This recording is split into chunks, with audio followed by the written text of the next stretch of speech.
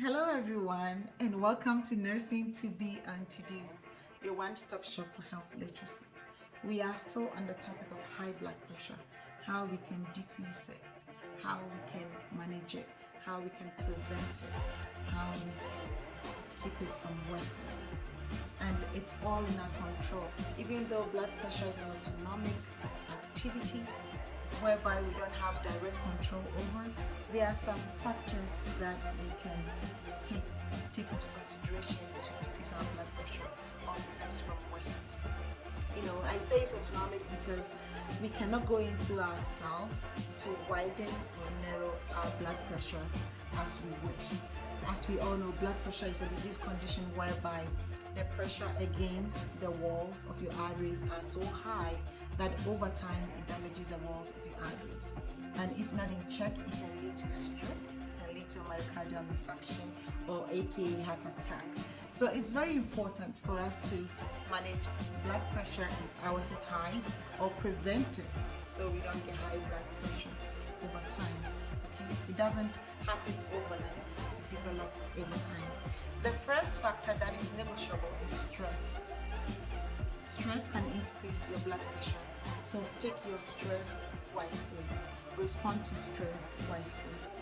And substance use disorder. If you are someone who smokes nicotine or drinks excessively or use other illicit drugs, it can increase your blood pressure, make it high, put you in that disease category. So be very careful.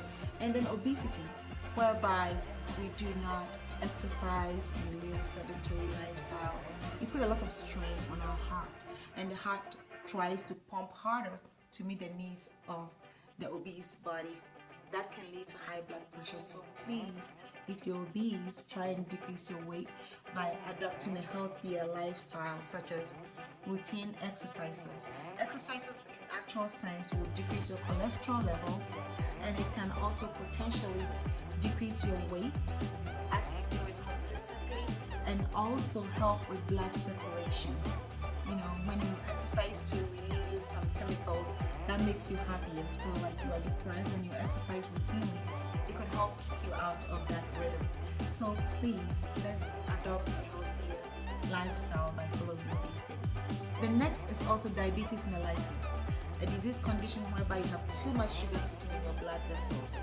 Sugar over time will damage the walls of your blood vessels. So if you've been diagnosed with diabetes, please manage it critically. It's very important because over time it will damage the walls of your arteries.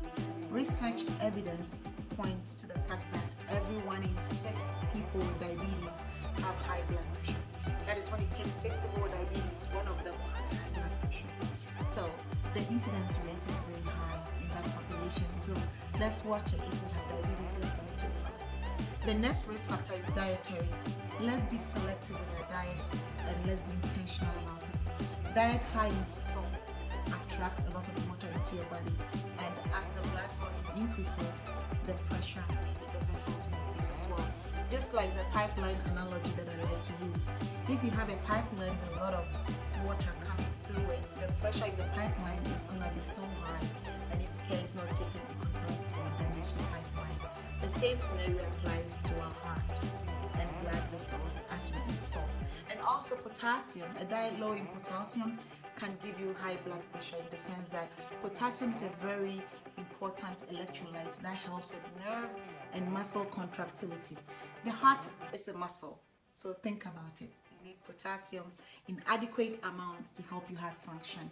Okay, so just to recap: stress, substance use, obesity, diabetes mellitus, dietary, physical activity are very important. Okay, those are intentional choices you have to make and manage to decrease your risk of having a high blood pressure or preventing your blood pressure from worsening. Thank you for watching. Until I come your way again next time with non-negotiable risk factors.